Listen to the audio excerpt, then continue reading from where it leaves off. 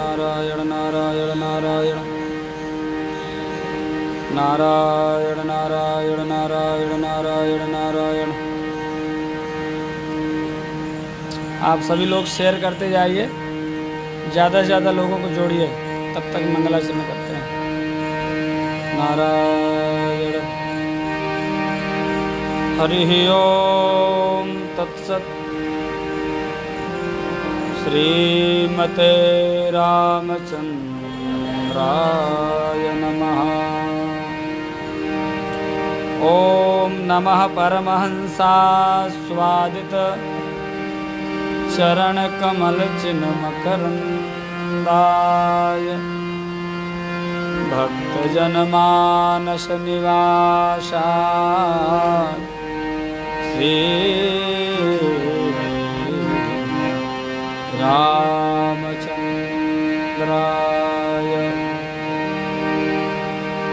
विश्वसर्गविसर्गादि नवलक्षणलक्षितम् श्रीकृष्णाख्यं परं धाम जगद्धाम नमामि तत्। वागीसा यस्य वदने लक्ष्मीर्यस्य च वक्षसि यस्यास्ते हृदये समवित् तं नृसिंहमहं भजे। प्रह्लाद नारद पराशर पुंडरीक व्यासाम्बरीश शुक शौनक भीष्मदालभ्यान् रुकमांगदार्जुन वसिष्ठ विभीषणादि पुण्यानि मां परम भागवतान् नमामि। वाञ्छाकल्पतरुभ्यश्च कृपा सिन्धुभ्य एव च पतितानां पावनेभ्यो वैष्णवेभ्यो नमो नमः।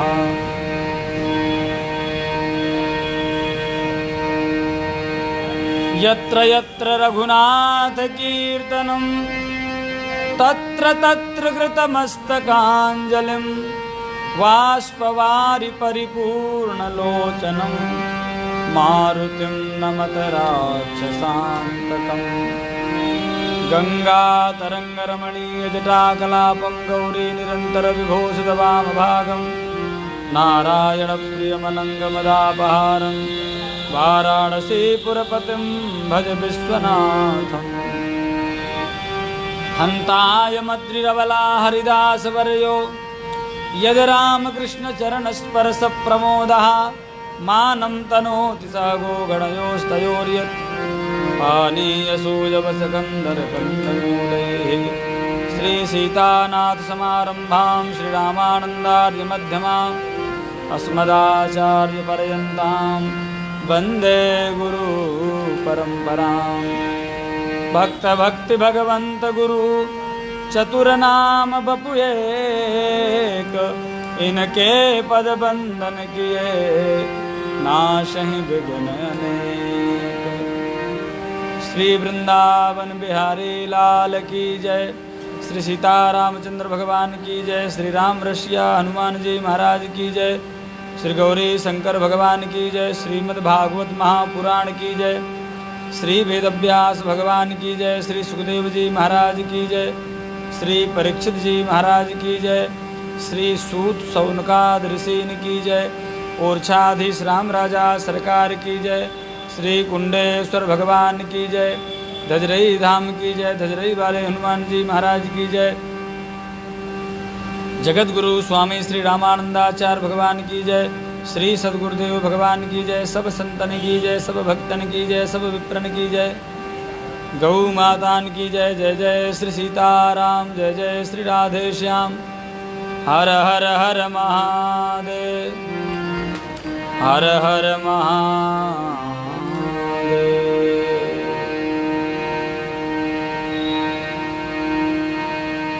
श्री राम जय जय राम। श्री राम जय जय राम। श्री राम जय जय राम, श्री राम जय जय राम, श्री राम जय जय राम, श्री राम जय जय राम। हरिशरणम। अखिल कोटि ब्रह्मांड नायक परात्पर परब्रह्म परमात्मा असंख्य कल्याण गुणगण निलय कल्याणैकतान परमानंद कंदचन मूर्ति दया सिंधु कृपा सिंधु वात्सल्य सिंधु शरणागत वत्सल भक्त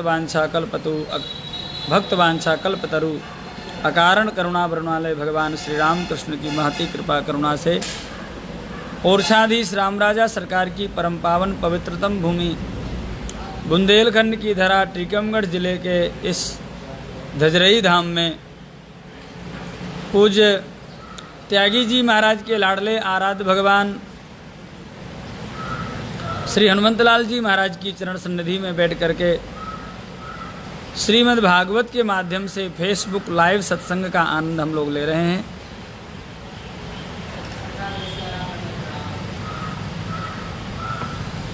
अभी प्रथम स्कंद का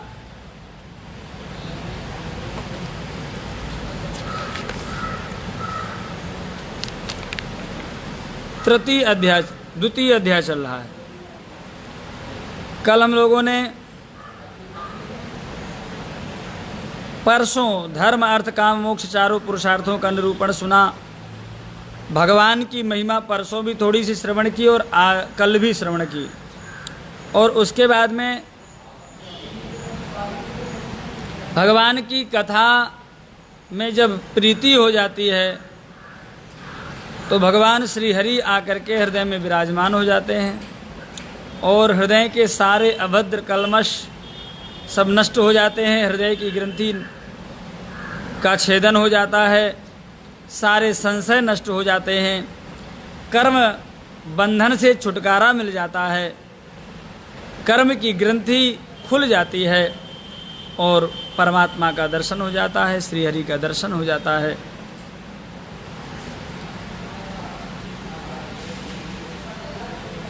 अतो वै कवयो नित्यं भक्तिं परमया मुदा वासुदेवे भगवती कुर्वन्त्यात्म प्रसादिनीं। मुकेश तिवारी जी ग्रहण के विषय में अंतिम में चर्चा कर लेंगे, थोड़ा सा स्मरण करा देना भले ही भूलें तो। अभी पहले कथा में ही प्रवेश करते हैं।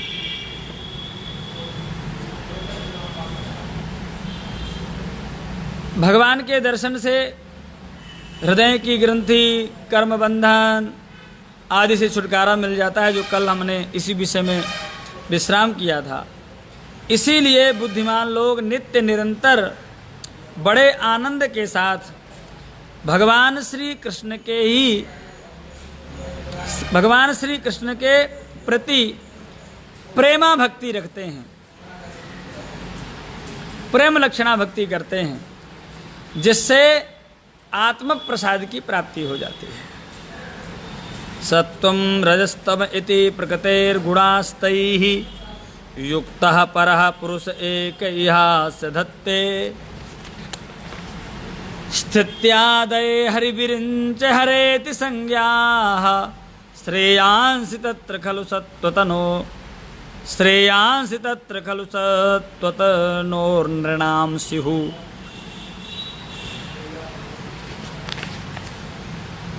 प्रकृति के 3 गुण होते हैं। प्रकृति में 3 गुण होते हैं जिनको धारण करके परमात्मा सगुण हो जाते हैं और जिनसे पृथक होकर के परमात्मा निर्गुण कहलाते हैं। सत्वगुण, रजोगुण और तमोगुण, इन्हीं को स्वीकार करके भगवान संसार की उत्पत्ति करते हैं, संसार का पालन करते हैं और संसार का संहार करते हैं। इन तीनों कार्यों को संपादित करने के लिए वही भगवान श्री कृष्ण ही, वही भगवान श्री राम ही ब्रह्मा, विष्णु और रुद्र, ये तीन नाम धारण करते हैं। इन तीनों गुणों को धारण करके जब वह परमात्मा सतो गुण धारण करते हैं तो विष्णु कहलाते हैं। जब वही भगवान श्री हरि जब रजोगुण धारण करते हैं तो ब्रह्मा कहलाते हैं। जब वही भगवान श्री राम तमोगुण धारण करते हैं तो रुद्र कहलाते हैं। सतोगुण धारण करते हैं तो विष्णु, रजोगुण धारण करते हैं तो ब्रह्मा और तमोगुण धारण करते हैं तो रुद्र कहलाते हैं। तत्वतः वह एक ही है और वह परमात्मा ही है, वह भगवान ही है, वे श्री राम ही है, वे श्री कृष्ण ही हैं। वही राम कृष्ण ही संसार की सृष्टि करने के लिए, सृष्टि का संचार करने के लिए, सृष्टि का संचालन करने के लिए इन तीन रूपों को, तीनों गुणों के साथ में धारण करते हैं। तीन गुणों को धारण करके इन तीन रूपों को धारण करते हैं, ऐसा कह सकते हैं।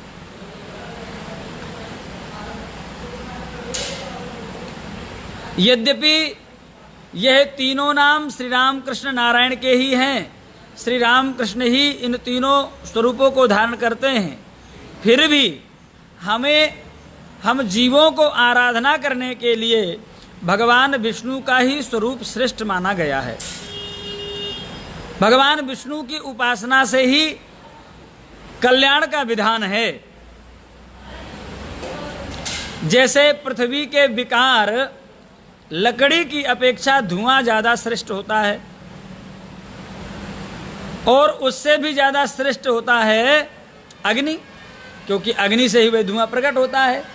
तो पृथ्वी का विकार लकड़ी और लकड़ी की अपेक्षा धुआं ज़्यादा श्रेष्ठ होता है, लेकिन धुआं से ज़्यादा अग्नि श्रेष्ठ होती है। उसी प्रकार से तमोगुण की अपेक्षा रजोगुण ज़्यादा श्रेष्ठ होता है। बहुत ध्यान से सुनना, तमोगुण की अपेक्षा रजोगुण ज़्यादा श्रेष्ठ होता है और रजोगुण की भी अपेक्षा सतोगुण ज़्यादा श्रेष्ठ होता है। तो इस प्रकार से सत्वगुण प्रधान भगवान श्री हरि श्रेष्ठ माने गए हैं। भागवत के 10वें स्कंद के उत्तरार्ध में यह विषय आएगा कि भगवान विष्णु क्यों सर्वपूज्य हैं, सर्वश्रेष्ठ हैं, उनकी आराधना सर्वश्रेष्ठ सर्वोत्तम क्यों हैं। यह विषय भागवत के 10वें स्कंद के उत्तरार्ध में आएगा, आप लोगों को जरूर सुनाया जाएगा। अभी इतना ही समझ लें कि तमोगुण की अपेक्षा रजोगुण और रजोगुण की अपेक्षा सतोगुण श्रेष्ठ होता है और इसीलिए सतोगुण प्रधान श्री हरि की भक्ति, उनकी आराधना श्रेष्ठ मानी जाती है।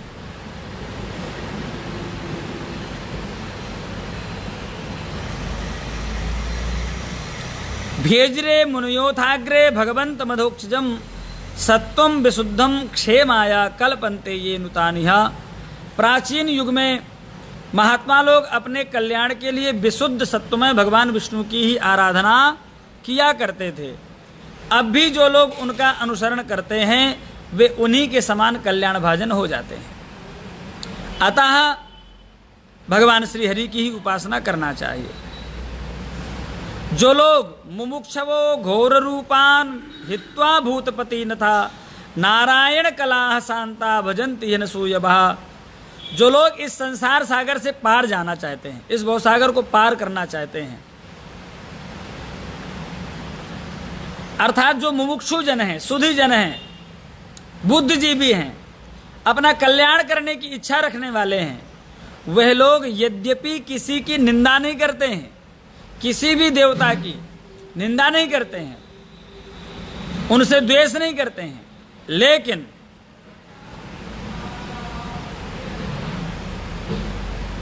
घोर रूप वाले तमोगुणी रजोगुणी भैरव आदि भूतपतियों की उपासना आत्म कल्याण की कामना रखने वाले लोग नहीं करते हैं। बहुत ध्यान से सुनना, विषय थोड़ा सा हटके है और बहुत समझने लायक है। ध्यान से सुनेंगे तभी समझ में आएगा।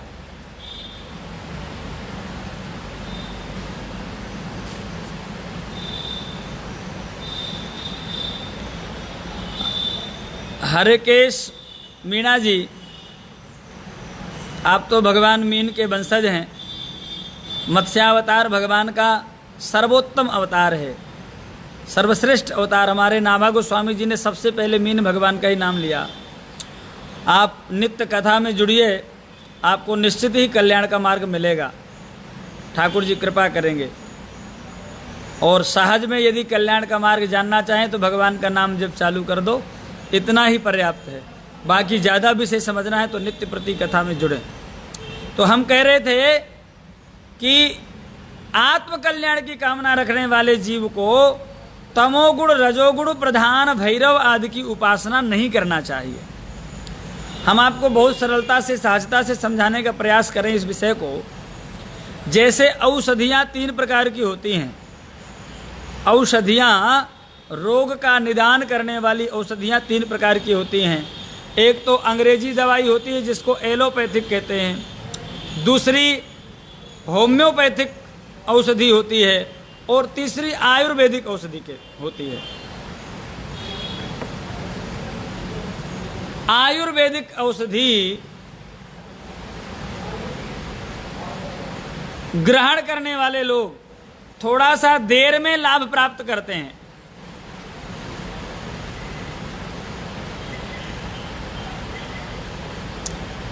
कामेश्वर नाथ जी, आपसे निवेदन है, पूर्व में ही सबसे पहले इस बात को कहने के पहले सूत जी महाराज कहते हैं कि यद्यपि मुमुक्षुजन किसी की निंदा नहीं करते हैं, इसलिए कामेश्वर नाथ जी यह श्रीमद् भागवत की कथा का क्रम है। वैसे फेसबुक का जो क्रम रहता है उसमें हम भी कई बातें रखते हैं और आप भी रखते हैं, लेकिन यह जो क्रम है भागवत का, इसमें कम से कम हमें किसी की निंदा नहीं करनी है। इसलिए आपसे निवेदन है, इस कमेंट को आप डिलीट कर देंगे। श्री गुरु गोरक्षनाथ जी महाराज की विधा परंपरा उनकी अपनी परंपरा है। हम उनकी परंपरा में भले ही चले नहीं, लेकिन हम उनकी निंदा करने की भी पात्रता नहीं रखते हैं। हमें उनकी निंदा बिल्कुल नहीं करनी है, क्योंकि गोरक्षनाथ जी भी भगवान शिव के ही अवतार थे, ऐसा सुधीजन, महात्माजन, गुरुजन, संतजनों से हमने सुना है। इसलिए उनकी क्या परंपरा थी, क्या विधि थी, क्या उपासना थी, और वो भी शास्त्रीय विधि है। हम ये नहीं कह रहे हैं कि वह अशास्त्रीय विधि हो। गोरक्षनाथ जी महाराज की परंपरा भी और उनकी विधि उपासना की वह शास्त्रीय विधि है। अथर्ववेद में तंत्र शास्त्र का वर्णन है। लेकिन हम सतोगुण प्रधान संतों ने, हम गुण प्रधान भक्तों ने उसका आदर नहीं किया है, उसको स्वीकार नहीं किया है, भले ही, लेकिन उसका निरादर भी नहीं किया है। हाँ, ये भी ध्यान रखें। तो कामेश्वर नाथ जी, बिल्कुल भी ये कमेंट आपसे प्रार्थना है, आप डिलीट कर दीजिए, ये उचित नहीं है। हम जो विषय कह रहे हैं उसको पहले सुनिए, निश्चित ही आपको समझ में आ जाएगा। बीच में कोई भी विरोधाभास वाले कमेंट ना करें, क्योंकि विषय अलग मार्ग में चला जाता है और जो विषय हम कहना चाहते हैं वो नहीं कह पाते हैं। इसलिए कोई भी व्यक्ति, आप लोगों से हाथ जोड़ करके निवेदन है, कोई भी कंट्रोवर्सी वाले कमेंट नहीं करें। हरिशरणम। तो हम औषधियों के हिसाब से बता रहे थे उपासना पद्धति। कामेश्वर नाथ जी जरूर सुने इस उपासना पद्धति को।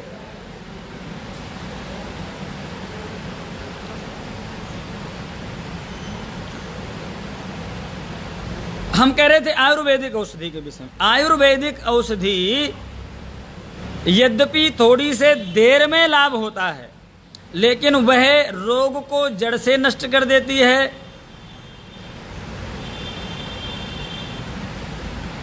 और उसका कोई साइड इफेक्ट नहीं होता है, उससे कोई नुकसान होने वाला नहीं होता है, और वह पवित्र होती है, उसमें कोई अपवित्रता आदि के दोष भी नहीं होते हैं। यह आयुर्वेदिक औषधि है। ऐसे ही दूसरी औषधि है होम्योपैथिक।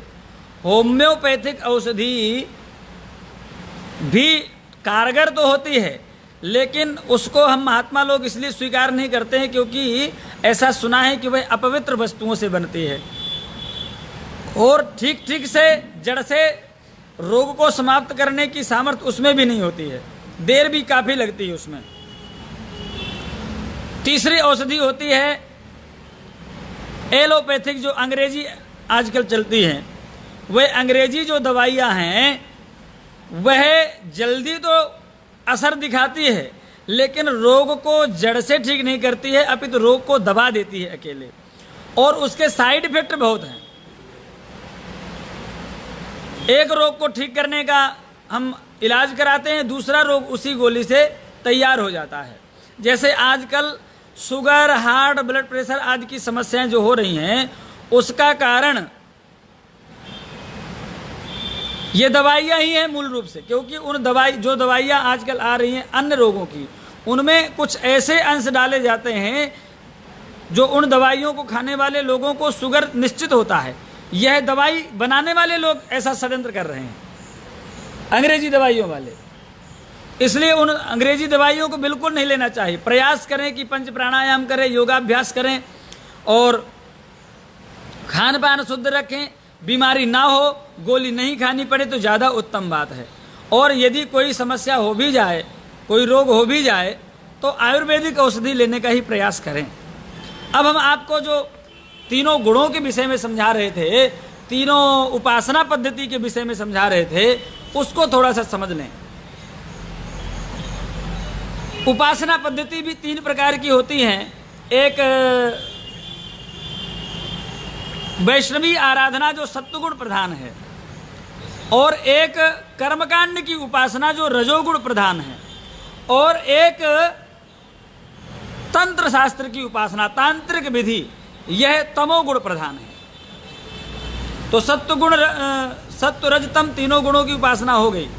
तो जिस प्रकार से आयुर्वेदिक औषधि देर से काम करती है लेकिन जड़ से रोग को समाप्त करती है, पवित्र होती है, दिव्य होती है, पूरे समस्या का निदान करने वाली होती है, उसी प्रकार से वैष्णवी आराधना, श्री हरि की आराधना, नारायण की आराधना, राम जी की आराधना, श्री कृष्ण की आराधना हमें भगवान के चरणों तक पहुंचाने वाली होती है, जन्म मृत्यु के चक्र से छुटकारा दिलाने वाली होती है, हमारा निश्चित ही कल्याण करने वाली होती है। यह वैष्णवी आराधना है।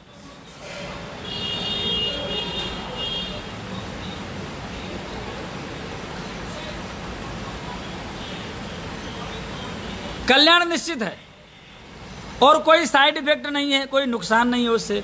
पवित्र परंपरा है, पवित्र उपासना है। दूसरी है कर्मकांड। कर्म के विषय में कल भी निवेदन किया था कि आप शुभ कर्म करोगे तो उनको भोगने के लिए भी जन्म लेना पड़ेगा। स्वर्ग आदि लोकों की प्राप्ति करने के बाद में क्षीणे पुण्य मर्तलोकम विसंति, गीता में भगवान कहते हैं कि पुनः जन्म लेना पड़ेगा। तो यदि आपने शुभ कर्म किया तो स्वर्ग आदि लोगों को प्राप्त करके भोग करके और फिर से जन्म लेना पड़ेगा उनके शुभ कर्मों को भोगने के लिए। और अशुभ कर्म किया तो नरक आदि में जाने के बाद में फिर से महाराज नाना प्रकार की योनियों में जन्म लेना पड़ेगा। तो इस प्रकार से कष्टम कर्मा, जैसे होम्योपैथिक दवाएं कष्ट प्रदान करने वाली होती हैं, खाने पीने में महाराज अलग अभद्र टाइप की, अशुद्ध टाइप की लगती हैं और अशुद्ध होती हैं, उसी प्रकार से कर्मकांड की क्रिया में बलि आदि का भी विधान है। तो जिस कर्मकांड की प्रक्रिया में, जिस कर्मकांड की उपासना में बलि आदि का विधान हो, ऐसी अपवित्र कर्मकांड की उपासना को हम वैष्णव सतोगुणी कल्याण की इच्छा रखने वाले लोग स्वीकार नहीं करते हैं।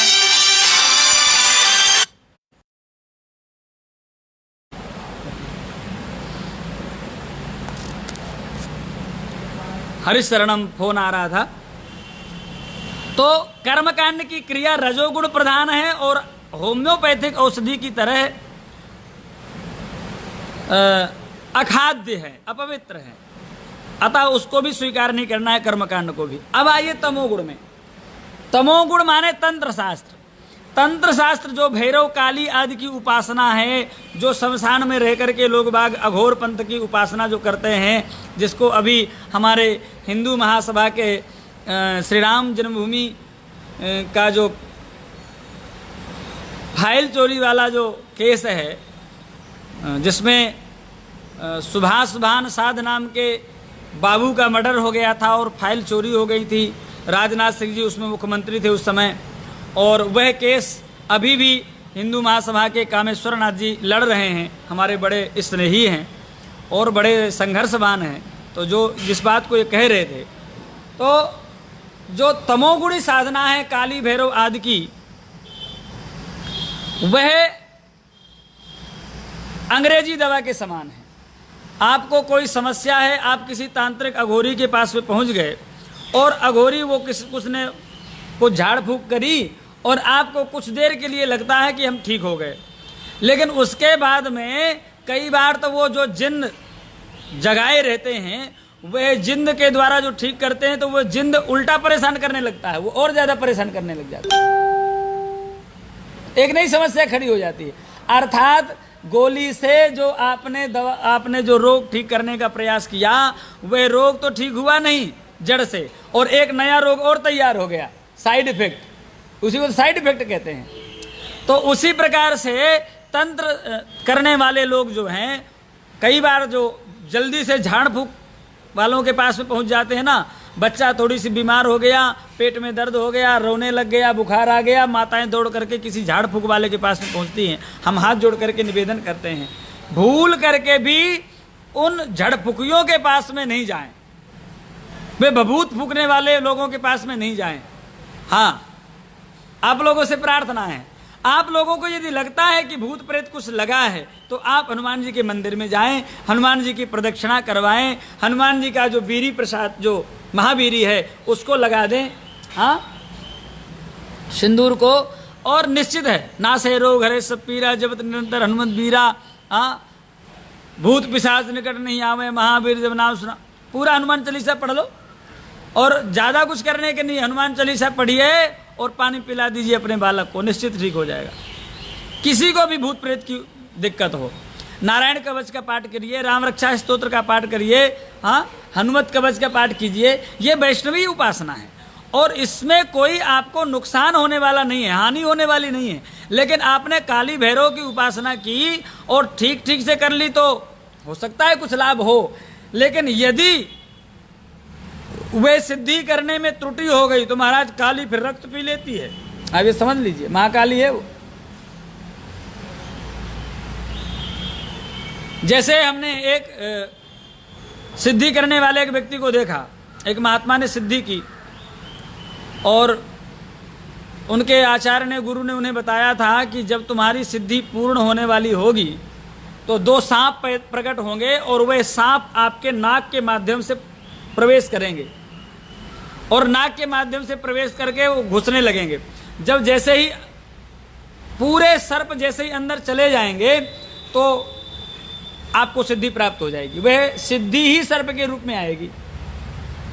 और यदि आप उन सर्पों से डरे नहीं, आप व्याकुल नहीं हुए, आप व्यथित नहीं हुए, तो आपकी सिद्धि हो जाएगी। कदाचित यदि आप डर गए तो महाराज फिर आपको नुकसान होने की संभावना है। यह जो उनके गुनिया गुरु थे उन्होंने बताई थी। अब हुआ वही, जैसे उन्होंने उस मंत्र का जप किया, जप करते करते 41 दिन पूर्ण हुए और जैसे 41 दिन पूर्ण हुए कि 2 सांप सामने प्रकट हुए, सर्प, और वह सर्प नासिका के मार्ग से प्रवेश करने लगे। अब विचार करो, हम आप सहज स्वभाव के लोग जो सतोगुणी हैं, तमोगुणी लोगों की छोड़िए, सांप घुसने लग जाए नाक में तो हमें कैसा लगेगा? है कि नहीं? एक बाल चला जाए, एक सीख थोड़ी सी अंदर जाती है तो कैसा लगता है? कई बार अपने ही नाक में बाल हो जाता है, वो अंदर सुर सुर सुर करता है तो महाराज नाक मलने लग जाते हैं, है कि नहीं? बहुत से लोग तो कैंची से काट भी देते हैं। तो राम जी की इच्छा से इतना बड़ा सांप भीतर जाएगा, एक नहीं 2-2 सांप दोनों नासिका मार्ग से जाएगा तो कैसा लगेगा? अब वो जब उस तांत्रिक के नाक से वह घुसने लग गया तो थोड़ी देर तो उसने अपना मन में कड़ाई रखी, लेकिन थोड़ी देर के बाद में एकदम उसको छटपटाहट हुई और उसने उस दोनों सांपों को ऐसे पकड़ के ऐसे खींचने का प्रयास किया। जैसे प्रयास किया तो सर्प तो अंतर ध्यान हो गए और बस सिद्धि बिगड़ गई, महाराज पागल हो गए। और जीवन भर हमने देखा उस व्यक्ति को, जीवन भर वो बस ऐसे ऐसे ऐसे जैसे उन सांपों को पकड़ के झटकार रहा हो, ऐसे जीवन भर करता रहा, पागल हो गया।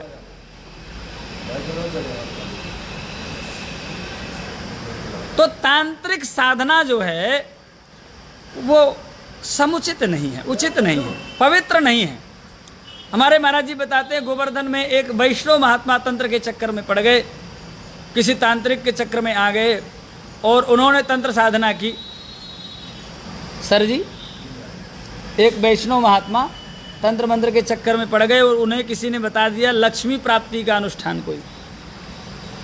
अच्छा, महात्मा को, वैष्णव साधु को लक्ष्मी प्राप्ति के लिए कोई साधना, धन प्राप्ति के लिए हाँ साधना नहीं करनी चाहिए।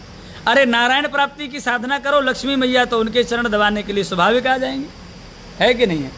तो नारायण की उपासना करो, लक्ष्मी मैया अपने आप आएंगे। बिना नारायण के लक्ष्मी मैया कहीं रह सकती हैं क्या? इसलिए नारायण की आराधना करो।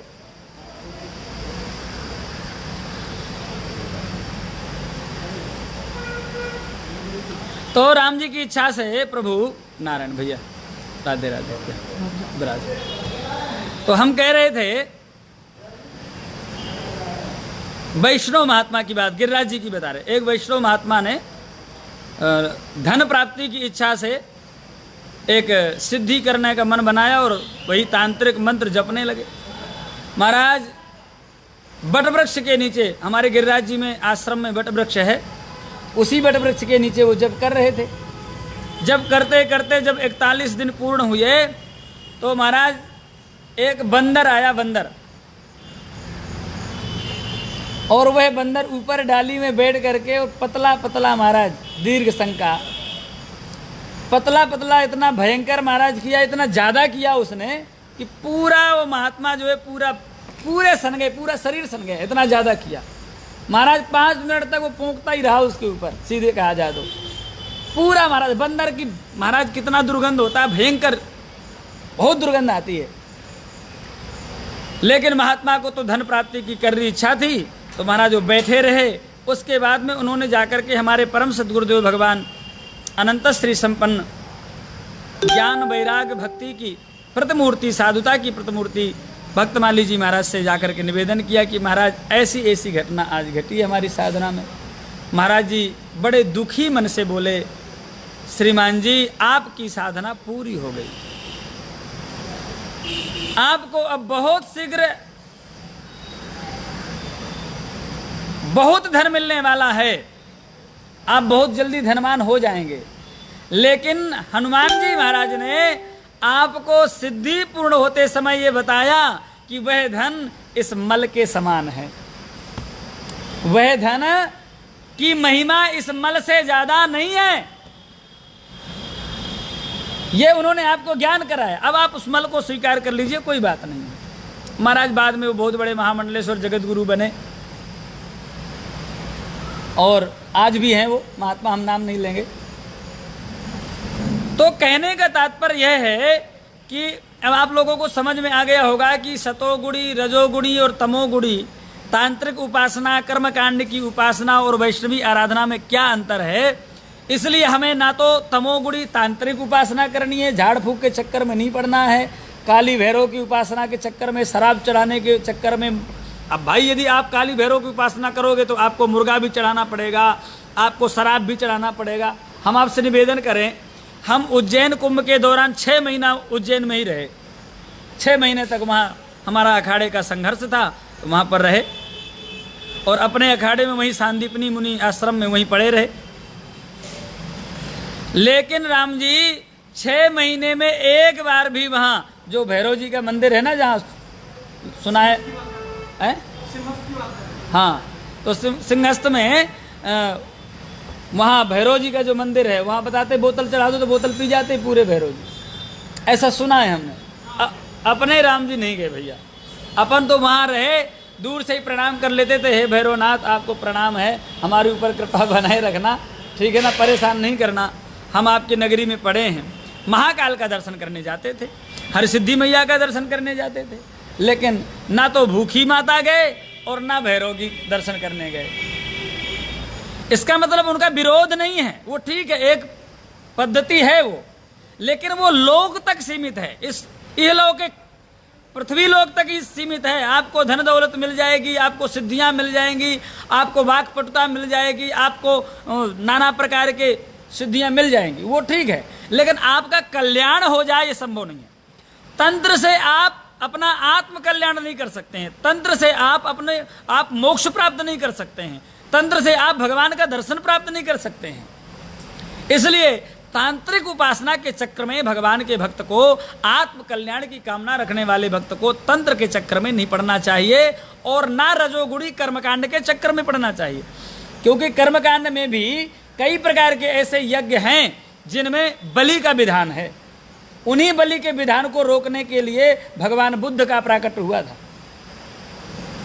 और उन्होंने कहा कि जिस वेद में बलि का विधान है ऐसे वेदों को हम नहीं मानते हैं।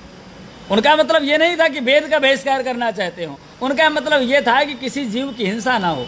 हाँ, निंदसी यज्ञ विधेर श्रुति जातम सदय हृदय दर्शित पशुघातम केशव धृत बुद्ध शरीर जय जगदीश हरे। हरि शरणम।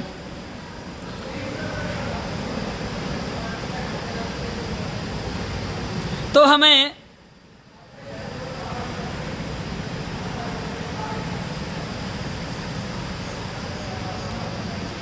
हरे कृष्ण मीना जी, हम निवेदन करें, सिद्धि के चक्कर में हमें पढ़ना ही नहीं है, हमें तो अपना काम करना है, बाकी तो ठाकुर जी के ऊपर छोड़िए। हाँ, आप 2 लाख नहीं, आप तो 2 लाख 1 लाख तो नित्य कर सकते हैं।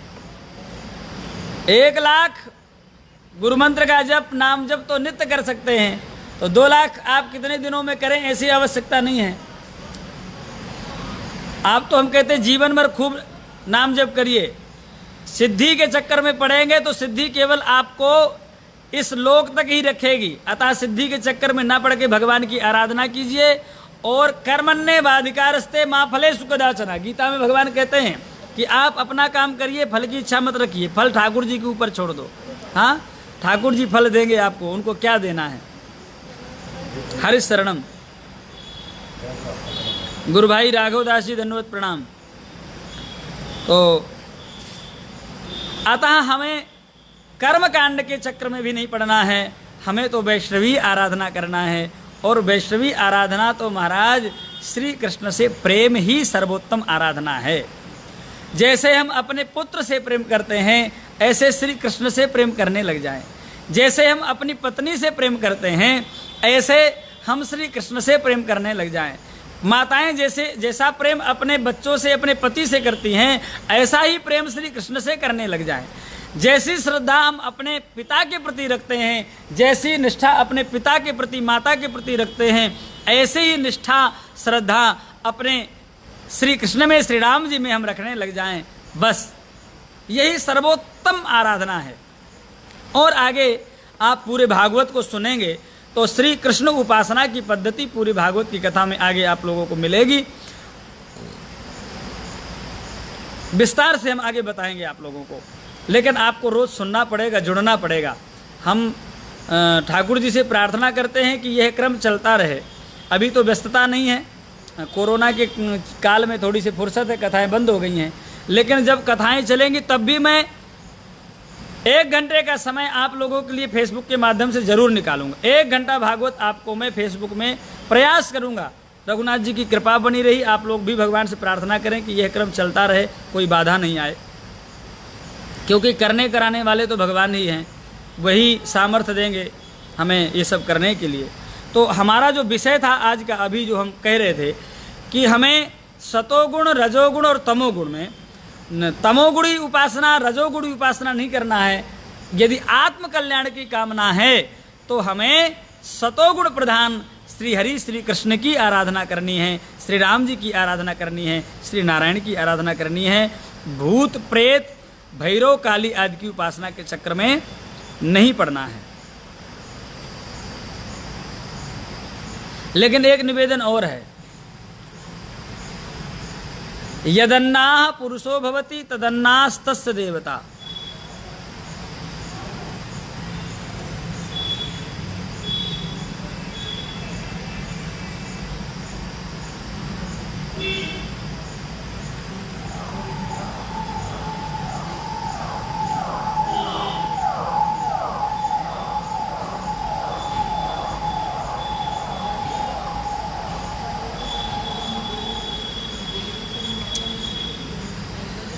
अभिषेक जी जुड़े रहिए, आपको मिल जाएगा, इसका उत्तर मिल जाएगा, जुड़े रहें, किसी चक्कर में ना पड़ें। तो सिर्फ भगवान का नाम जप करें, श्री राम जय जय राम जप करें, द्वादशाक्षर मंत्र का जप करें, या गोपाल मंत्र का जप करें, राम मंत्रराज का जप करें, किसी गुरु के शरण में जाकर के मंत्रराज का उपदेश प्राप्त करें, उसके बाद में उस गुरु मंत्र का जप करें। किसी वैष्णव गुरु के पास में जाकर के, जो सतोगुण प्रधान वैष्णव गुरु हों, राम जी के उपासक हों या कृष्ण के या नारायण के उपासक हो, ऐसे गुरु के शरण में जाकर के उनसे मंत्र प्राप्त करें और उस मंत्र का जप करें, अपने इष्ट का, राम जी का, कृष्ण का, नारायण का ध्यान करें, निश्चित ही कल्याण हो जाएगा। किसी चक्कर में पड़ने की आवश्यकता नहीं पड़ेगी।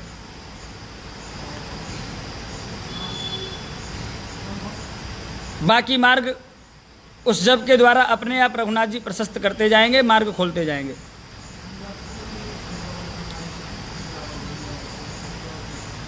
तो हम कह रहे थे यदन्नाह पुरुषो भवति तदन्नास्तस्य देवता। व्यक्ति का जैसा स्वभाव होता है वैसे ही उपासना करता है। कई बार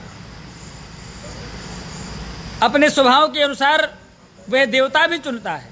यदि तमोगुणी व्यक्ति है, प्याज लहसुन खाने वाला, शराब पीने वाला, मांसाहार करने वाला, और माने तमोगुणी वस्तुओं को खाएगा तो उसकी वृत्ति तमोगुणी होगी, और जब वृत्ति तमोगुणी होगी तो निश्चित ही वह तमोगुणी ही उपासना करेगा, वह सतोगुणी उपासना नहीं करेगा। रजोगुणी वृत्ति होगी तो रजोगुणी उपासना करेगा। इसलिए स्वभाव के अनुसार भी कई बार उपासना करते हैं लोग बात। इसलिए खान पान शुद्ध करें, अखाद्य वस्तु, अपवित्र वस्तु, तमोगुणी रजोगुणी वस्तुओं का सेवन ना करें, सतोगुणी वस्तुओं का सेवन करें। भगवान को भोग लगा करके प्रसाद पाएं तो निश्चित ही हमारी वृत्ति सतोगुणी बनी रहेगी, और जब वृत्ति सतोगुणी बनी रहेगी तो श्री हरि के, श्री कृष्ण के, श्री राम जी के चरणों में हमारा मन लगा रहेगा और हमारा कल्याण हो जाएगा, निश्चित है।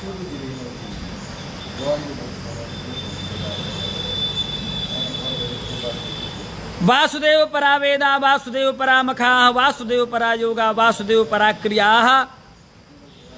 श्री सूत जी महाराज कहते हैं वेद जो है वासुदेव परायण है।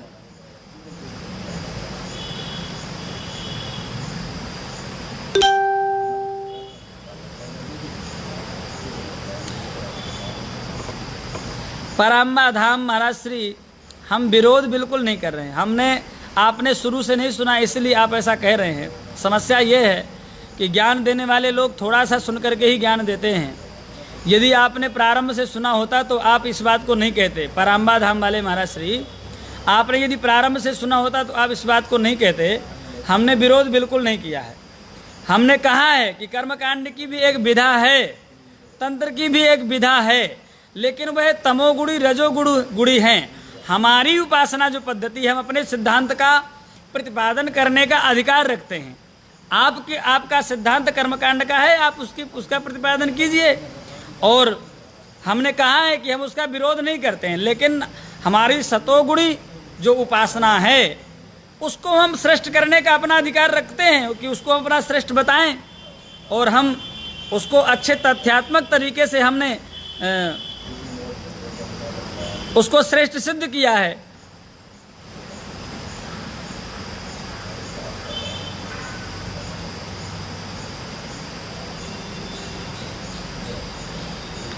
रामचरितमानस में ही नहीं, समस्त वेदों में कर्मकांड का विधान है। हम कब मना कर रहे हैं? हमने तो पहले कहा है कि तंत्र की क्रिया भी अथर्ववेद में, अथर्ववेद से निकली है तंत्र की क्रिया भी।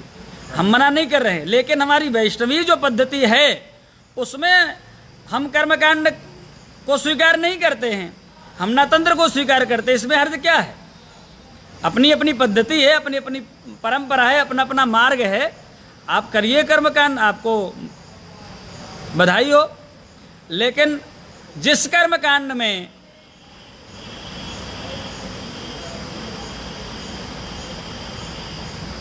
केवल लोकों तक की ही सीमा हो, आप कर्मकांड का आप प्रतिपादन कीजिए कि कर्मकांड की व्यवस्था केवल स्वर्ग आदि लोकों तक ही सीमित है, ब्रह्मादि लोकों तक मान लीजिए, उससे ज्यादा नहीं है।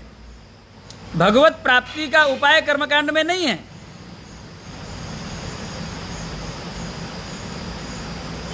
सीधी बात है। कर्मकांड, कर्म दो प्रकार के होते हैं, या तो शुभ करोगे या तो अशुभ करोगे। और गीता के अनुसार अवश्यमेव भोक्तव्यम कृतम कर्म शुभाशुभम। आप शुभ कर्म करोगे या अशुभ कर्म करोगे, आपको उनको भोगना अवश्य पड़ेगा। तो यदि शुभ कर्म करोगे तो आपको भोगने के लिए जन्म लेना पड़ेगा, अशुभ कर्म करोगे तो भोगने के लिए जन्म लेना पड़ेगा। और हमें तो जन्म मृत्यु के चक्र में पड़ना नहीं है, हमें तो भगवान के चरणों को प्राप्त करना है, भगवान के चरणाश्रय में रहना है। इसलिए जन्म मृत्यु के चक्र से छुटकारा प्राप्त करने वाले जो जीव हैं, प्रारंभ में ही हमने कहा है कि जो जन्म मृत्यु के चक्र से छुटकारा प्राप्त करना चाहते हैं, जो आत्म कल्याण की कामना रखते हैं, वह जीव रजोगुणी तमोगुणी उपासना के चक्र में न पड़ के सतोगुणी प्रधान भगवान नारायण की उपासना करें, काली भैरव की उपासना के चक्र में ना पड़ें। बस इतनी बात है। समझ में आ जाए तो ठीक है। और बाकी यदि आपको शास्त्रार्थ करना है तो हम शास्त्रार्थ फेसबुक में यहाँ शास्त्रार्थ नहीं कर सकते हैं, करना भी होगा तो यद्यपि आवश्यकता नहीं है। शास्त्रार्थ की परंपरा खत्म हो चुकी है, शास्त्रार्थ की व्यवस्था भी नहीं रही है, और शास्त्रार्थ को मानता कौन है। लेकिन फिर भी यदि शास्त्रार्थ की व्यवस्था हो तो वो एक अलग व्यवस्था है। और लेकिन हमने अपना सिद्धांत प्रतिपादित किया है, और हमारे उपासकों को, हमारे सिद्धांत के लोगों को समझ में आ भी गया होगा। कर्मकांडियों को समझ में नहीं आएगा, निश्चित है। तो हम कह रहे थे वासुदेव परा वेदा, वासुदेव परा मखा, वासुदेव परा योगा, वासुदेव परा क्रिया। वेदों का तात्पर्य श्री कृष्ण से है, अर्थात वेदों में श्री कृष्ण का ही बखान किया गया है। वेद वासुदेव परक ही हैं। वासुदेव परामखा, यज्ञ भी वासुदेव परक हैं, योग भी वासुदेव परक है, क्रिया भी वासुदेव परक है। देखिए, एक निवेदन कर दें, हम आपकी कर्मकांड की व्यवस्था को सरल बना देते हैं थोड़ा सा। देखिए, यज्ञ की क्रिया भी यद्यपि कर्मकांड की व्यवस्था में ही है, लेकिन यदि वह यज्ञ की क्रिया भी श्री कृष्ण के लिए किया जाए तो वह भगवान की भक्ति हो जाएगी, भगवान की उपासना हो जाएगी, वह भी सतोगुणी हो जाएगी और वह कल्याण करने वाली हो जाएगी।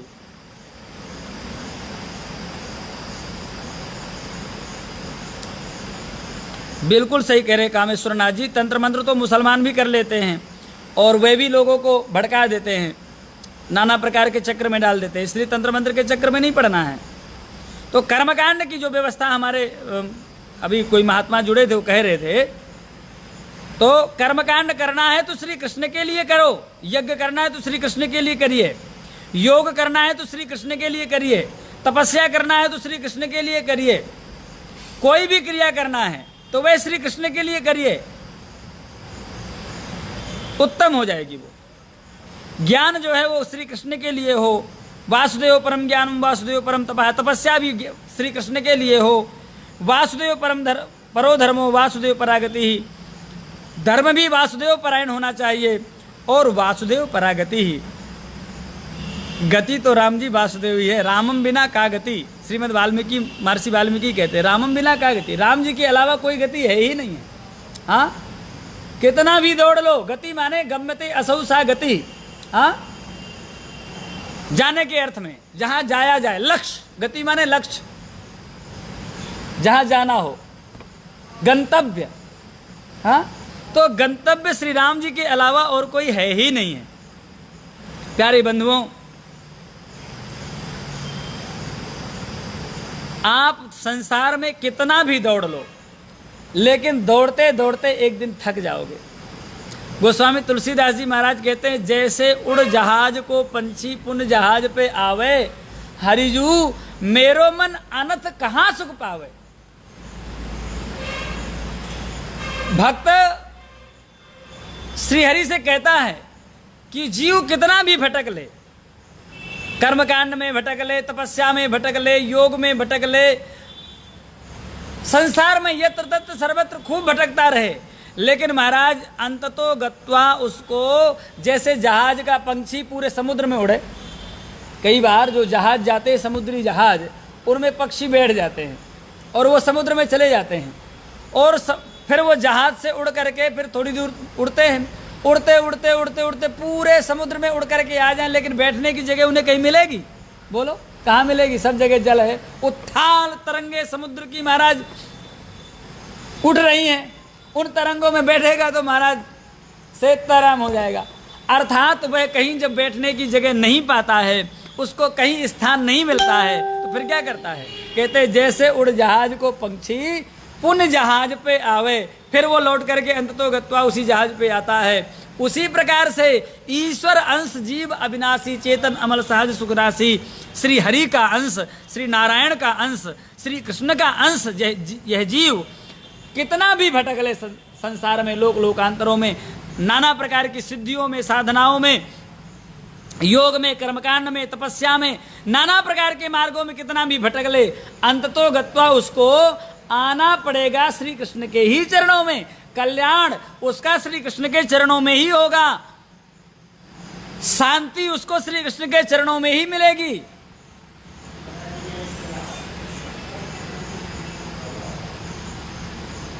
क्योंकि गंतव्य श्री कृष्ण के चरण ही हैं, लक्ष्य श्री कृष्ण के चरण ही हैं। अतः श्री कृष्ण की ही उपासना करें, ना तो हमें तांत्रिक उपासना के चक्र में पड़ना है। हमारे वैदिक जी, रामकिशोर वैदिक जी जुड़े हैं, वो समझते हैं कि कर्मकांड भी वैष्णवी पद्धति से किस प्रकार से करना चाहिए, वे समझते हैं। तो कर्मकांड को भी यदि वैष्णवी पद्धति से किया जाए तो महाराज वे भी वैष्णवी उपासना हो जाएगी, और वैष्णवी उपासना का कर्मकांड भी कल्याणकारक हो जाता है। जो सामान्य कर्मकांड है, अब कर्मकांड को समझने के लिए थोड़ा सा अब कल प्रयास करेंगे समझाने के लिए। आज सुंदरकांड होना है, अपने समय सीमा पर जा रहा है,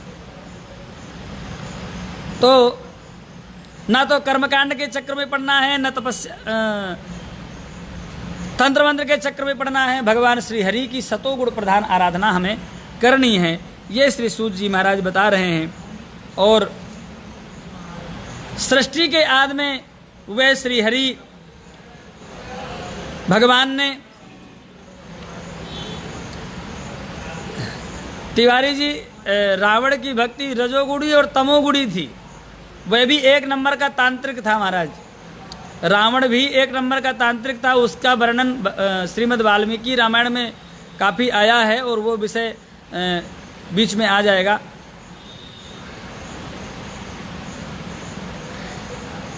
हनुमान जी महाराज ने उसके तंत्र शास्त्र को तोड़ा भी, बड़ी सुंदर कथा है। मुकेश जी आपने कह दिया, थोड़ा सा बता देते हैं। हनुमान जी महाराज जब रावण के पास में गए जानकी जी की खोज करने के लिए, तो मंदिर मंदिर प्रतिकर शोधा, देखे जाता अगणित जोधा, माने प्रत्येक घर घर में जाकर के हनुमान जी महाराज ने देखा। गयऊ दशानन मंदिर अति विचित्र कही जात सुनाही।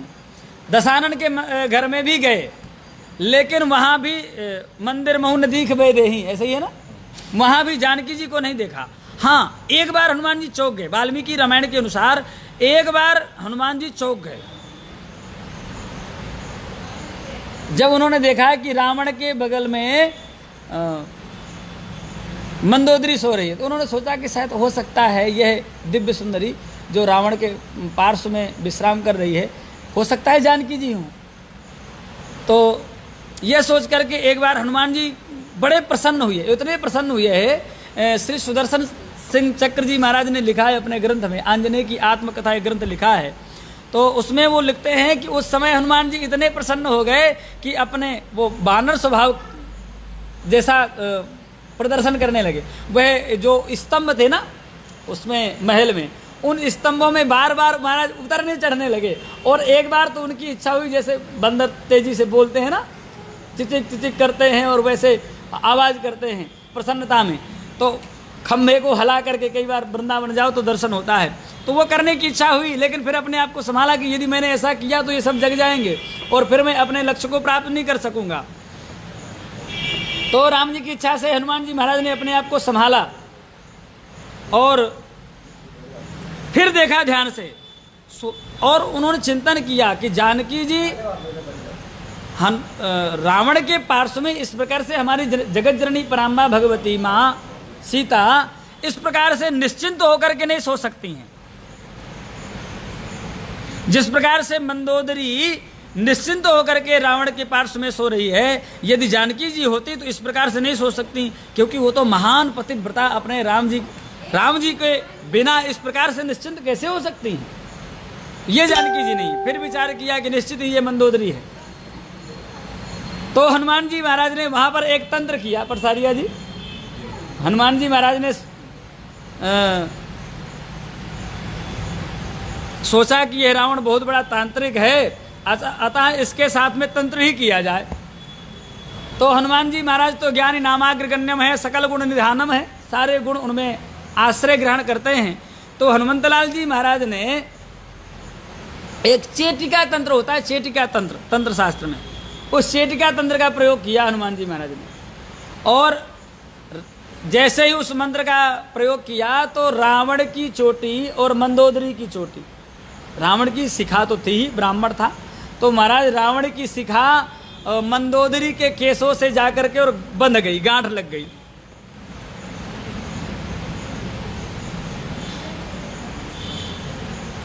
महाराज गांठ लगा करके हनुमान जी तो चले गए पुनः अशोक वाटिका में खोजते हुए। अब इधर जब प्रातःकाल रावण जगा तो रावण के जगते ही देखा कि चोटी बंधी हुई है। अब तो मंदोदरी अपने तरफ खींचे और रावण अपने तरफ खींचे, बड़ी मारा मारी हो गई। क्या करें, वो छूटे भी नहीं, प्रयास करे छोड़ने का, तो जितना छोड़ने का प्रयास करे उतनी और ज़्यादा वो कसती जाए। रावण तंत्र शास्त्र का ज्ञाता तो था ही, महान तांत्रिक था रावण। मुकेश जी की बात जो थी कि वह रजोगुणी, तो रजोगुणी और तमोगुणी दोनों उपासना करता था, वह तांत्रिक था। तो वह समझ गया कि ये चेटिका तंत्र का प्रयोग किया गया है। तो वह मंदोदरी से बोला कि मंदोदरी खोलने का प्रयास बिल्कुल मत करना, क्योंकि यदि खोलने का प्रयास करोगी तो यह और कर्री हो जाएगी, उलझेगी, सुलझेगी नहीं। तो क्या करें महाराज, कैसे खुलेगी ये? बोले खोलने का एक ही उपाय है कि तुम मेरे गाल में खींच करके एक तमाचा मारो। रावण कह रहा है मंदोदरी से, एक ही उपाय है कि खींच करके तमाचा मारो तो ये खुल जाएगी, तेजी से मारना। तो मंदोदरी को बड़ा संकोच हुआ, पतिव्रता थी बेचारी, तो उसने सोचा कि मेरे पति देव में कैसे मारूं। उसने धीरे से गाल में धीरे से मारने का प्रयास किया। तो महाराज धीरे से मारा तो और तेजी से कस गई वो। अरे बोले तेजी से मारो, हमने तुझे कहा था ना। तो फिर तो कहे को महाराज, मैं दानवों की पुत्री थी, मंदोदरी बड़ी शक्तिशालिनी थी, उसने महाराज एक खींच करके झपाड़ा लगाया तो रावण को मूर्छा आ गई। महाराज चेटिका खुल गई। तो मेरे कहने का तात्पर्य यह है कि रावण जो है वो तांत्रिक था, तमोगुणी और रजोगुणी उपासना करने वाला था। हमें तमोगुणी रजोगुणी उपासना के चक्र में नहीं पड़ना है। समय अपनी सीमा पर जा चुका है, आगे की कथा कल कहेंगे। आज शनिवार है और हमारे सुंदरकांड मंडल के अग्रगण्य मार्गदर्शक, जिनको हम प्रेम में, मजाक में, हास्य में आदर से जामवंत जी कहते हैं, ऐसे हमारे पटसारिया जी आ चुके हैं और उनकी मंडली भी आने वाली है, आ रही है धीरे धीरे। और आज हमारे कुमेर सिंह राजपूत जी का भंडारा है, आ गए हैं, उनका परिवार आ गया है, मैया आ गई हैं। तो इसलिए समय से विश्राम करना है। हाँ, सूर्य ग्रहण के विषय में जो चर्चा करनी है, तो अब सूर्य ग्रहण के विषय में तो बहुत बातें हैं, यदि उसके विषय में ज़्यादा विस्तार से कहे तो, लेकिन अभी समय के विषय में ही आप लोगों से निवेदन कर दें। और यद्यपि हम ज्योतिषी नहीं हैं, ये विषय ज्योतिष का है, लेकिन हमें जो जानकारी हुई है पंचांग में हमने देखा है और ज्योतिषियों से जो चर्चा हुई है, तो आज रात्रि के 10:14 से सूतक लग जाएगा। सूर्य ग्रहण में 12 घंटे पूर्व सूतक लग जाता है और सूतक लगने के बाद में हम वैष्णवों को, किसी भी व्यक्ति को कुछ खाना नहीं चाहिए, अन्न ग्रहण नहीं करना चाहिए और पूजा पाठ भी नहीं करना चाहिए। 10 बजे वैसे भी मंदिर बंद हो ही जाते हैं, तो हम सबको अपने ठाकुर जी 10 बजे के पहले सुला देना है, उनको फिर स्पर्श नहीं करना है। ठाकुर जी के पास में कुछ कुशा या तुलसी जरूर रख दें। जो घर में गौ माताएं जो पशु हों, यदि वो गर्भवती हों तो उनको कुछ गेरू आदि लगा दें। अपने पास में भी कुश आदि रखें, कुश ना हो तो तुलसी रखें। शिखा में, जिनके पास शिखा है वो शिखा में भी कुशा बांध लेते हैं, ऐसी पद्धति है। तो सूतक 12 घंटे पूर्व सूर्य ग्रहण में लग जाता है, तो 10:14 रात्रि के सूतक लग जाएगा। प्रातःकाल दिन में 10:14 से ही सूर्य ग्रहण प्रारंभ हो जाएगा और अन्य नाना प्रकार के पंचांगों में समय का निर्धारण किया गया है, लेकिन प्रारंभ सब जगह सारे पंचांगों में 10:14 से ही है। और मोक्ष कहीं 1:38 तक है, कहीं किसी में 1:51 तक है, कहीं 1:59 तक है, अर्थात 2 बजे तक मान लीजिए। हमें 2 बजे तक नियम का पालन करना है और 2 बजे के बाद में स्नान करना है, अपने यज्ञोपवीत आदि बदलने हैं। जो लोग यज्ञोपवीत पहनते हैं वो यज्ञोपवीत बदलें, गंगा जल पान करें और विशुद्ध होकर के फिर भगवान को जगाएं और जगा करके सेवा पूजा करें, फिर भंडारा बनाएं और भगवान को भोग लगाएं, आराधना पूजा करें। ग्रहण काल में भगवान को स्पर्श नहीं करें, स्नान करके प्रातःकाल अपना जग करके नित्य नैमित्तिक जो अपने कृत्य हैं उनको करके और भगवान का खूब भजन करें। आप सभी लोग गुरु मंत्र का ज़्यादा से ज़्यादा जप करें और यदि गुरु मंत्र का जाप पूरे समय करेंगे तो वह गुरु मंत्र सिद्ध हो जाएगा। जैसा भी कोई भक्त कह रहे थे कि सिद्ध करने की बात, तो निश्चित ही गुरु मंत्र सिद्ध हो जाएगा और हमें लाभ प्रदान करेगा, भगवान कृपा करेंगे। तो कीर्तन करें, जो लोग जप नहीं कर सकते हैं वो भगवान का संकीर्तन करें, नाम जप करें, मंत्र राज का जप करें, हरे राम राम राम हरे हरे कीर्तन करें, श्री राम जय जय राम कीर्तन करें। इस प्रकार से भगवान की आराधना पूजा करें। ग्रहण काल में सोएं नहीं, कुछ खाएं नहीं। बाल वृद्ध रोगी के लिए 3 लोगों के लिए छूट है, वो खा सकते हैं, दवाई खा सकते हैं, कुछ भोजन भी कर सकते हैं, लेकिन सामान्य व्यक्ति जो है भोजन नहीं करे, नियम का पालन करे। जय श्री सीताराम। थोड़ी सी कीर्तन, उसके बाद में सुंदर का मेला।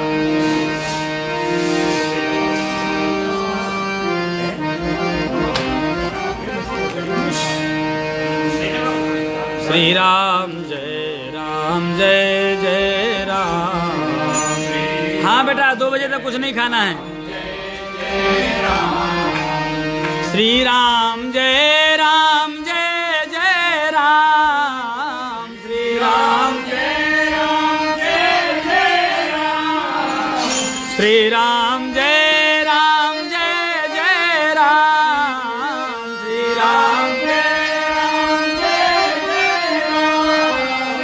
श्री राम श्री राम जय जय राम। श्री राम जय जय राम। श्री राम जय जय राम। श्री राम जय जय राम। अपना मुझे बना लो राम, अपना मुझे भरोसा तेरा राम, मुझे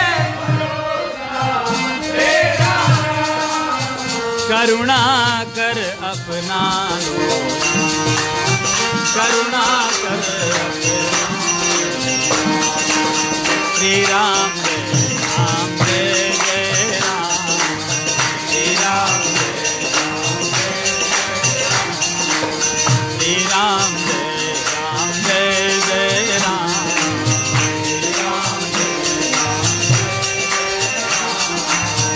जय रघुनंदन जय सिया राम।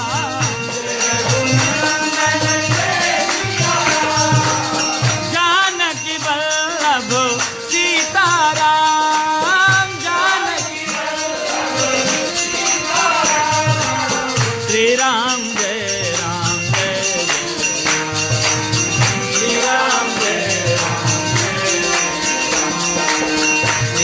राम जय राम जय जय राम, श्री राम जय जय श्यामा जय जय श्याम, जय जय श्यामा जय जय श्यामा जय जय श्याम,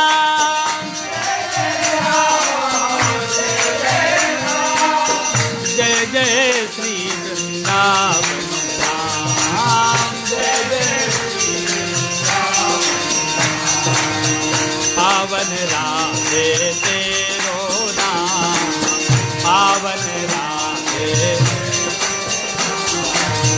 पावन राधे तेरो नाम, पावन राधे तेरो नाम, पावन श्री वृंदावन धाम, पावन श्री वृंदावन धाम, श्री राम जय राम जय जय राम, श्री राम जय राम जय, श्री राम जय राम जय जय राम, श्री राम जय राम जय जय राम, जय जय राम। श्री वृंदावन बिहारी लाल की, श्री सीतारामचंद्र भगवान की, श्री राम रसिया हनुमान जी महाराज की, श्री गौरी शंकर भगवान की, श्रीमद्भागवत महापुराण की, श्री वेदव्यास भगवान की, श्री सुखदेव जी महाराज की, श्री परीक्षित जी महाराज की, श्री सूत सौनकाद ऋषिन की, ओरछाधीश राम राजा सरकार की, श्री कुंडेश्वर भगवान की, धजरई धाम की, धजरई वाले हनुमान जी महाराज की, जगत गुरु स्वामी श्री रामानंदाचार्य भगवान की, परम सदगुरुदेव भगवान श्री भक्तमाली जी महाराज की, परम सदगुरुदेव भगवान पूज मलुक पीठ वाले महाराज जी की, श्री सदगुरुदेव भगवान की, पूज धुरिया बाबा महाराज की, पूज त्यागी जी महाराज की, सब संतन की, सब भक्तन की, सब विप्रन की, गौ मातान की, जय जय श्री सीताराम, जय जय श्री राधे श्याम, हर हर हर महा